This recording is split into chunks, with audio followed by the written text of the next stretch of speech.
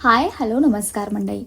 तुम्ही बदाम रोज खाताय पण तरी सुद्धा तुम्हाला थकवा जाणवतोय, ब्रेन फॉग होतोय. ब्रेन फॉग म्हणजे डोकं जड वाटणं, कामामध्ये फोकस न होणं, विसराळूपणा वाढणं, बोलत असताना शब्द सापडायला वेळ लागणं, इनफ रेस्ट घेऊन सुद्धा थकल्यासारखं वाटणं, हे सगळे ब्रेन फॉगची लक्षणे आहेत. हे जर तुमच्यासोबत होत असेल तर याचं कारण तुम्हाला माहित आहे का?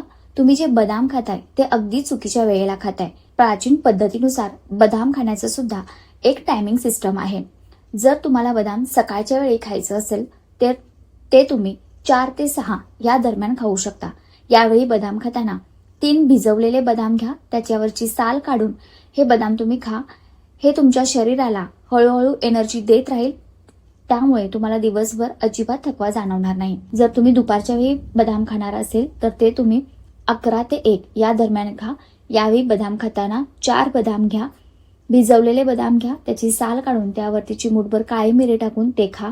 हे तुमचं डायजेशन स्ट्रॉंग करेल आणि तुमचा फोकस सुद्धा सुधारेल. आणि जर तुम्ही संध्याकाळी बदाम खाणार असेल तर त्याची भिजवलेल्या बदामाची पेस्ट करून घ्या. ही पेस्ट तुम्ही दुधासोबत घेऊ शकता.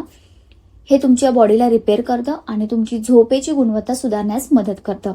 त्यामुळे बदाम फक्त खाऊ नका, ते योग्य वेळेला खा आणि योग्य पद्धतीने खा, तरच ते तुमच्यासाठी अमृत म्हणून सिद्ध होईल. हे फक्त तुम्ही 1 महिनाभर ट्राय करून बघा, फरक तुम्हाला स्वतःलाच जाणवेल. भेटूयात अशाच नवीन व्हिडिओमध्ये. तोपर्यंत धन्यवाद.